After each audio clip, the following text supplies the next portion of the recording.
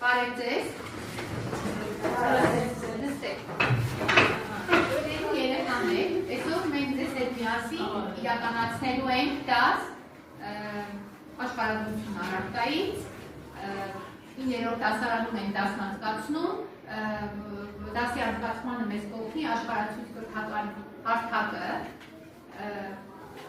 դասի թեման է բնական աղետները և դրանց տարածվածությունը Հայաստանի Հանրապետությունում, պաշտպանությունը դրանցից,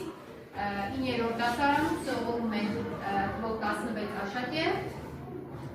և դասը մեզ անցկացնել կօգնի աշխարհացույց կրթական հարթակը։ Կա ընտրել ենք հայոց լեզուն և մնացած մասը մեզ կներկայացնի Իգետ Լալայանը։ Աշխարհացույց կրթական հարթակի միջոցով մենք պատրաստել ենք փիներ և Հայաստանի Հանրապետության, ընտրել ենք Հայաստանի Հանրապետության բնական աղետները, փիներ և ցուցադրություն։ Եվ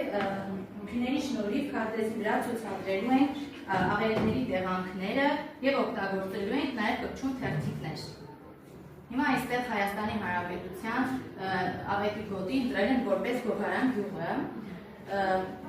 ով կարող է ասել երկրաշարժի մասին։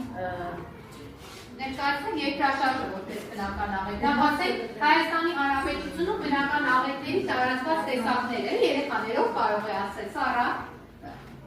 բնական աղետների մի քանի տարածված տեսակ ասա, որը տարածված է Հայաստանի Հանրապետությունում։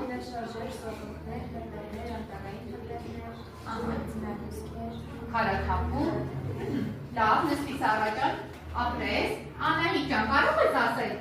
որևէ մի բնական աղետ ներկայացնել մեզ, որ բնական աղետ ներկայացնես, որը կապի նաև ձեր Գոգարան բնակավայրի հետ։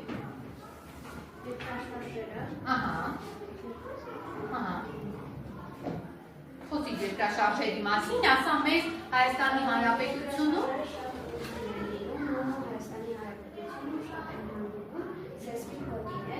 Քանի սեյսմիկ գոտի ես առանձնացրել դու։ 4 սեյսմիկ գոտի,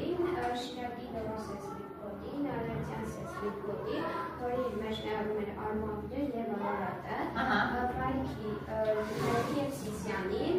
Սևանի Ջևանին, որներ ներառում են Աղուշը և Էվանուիկ։ Լավ, քանի որ մենք այսօր բնակվում ենք Լոռվա մարզում և Գոգարան բնակավայրում, ուզում եմ խոսես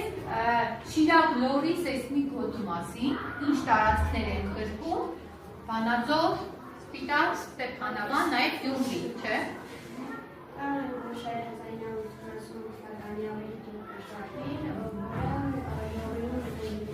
ավարտվեց, Քանի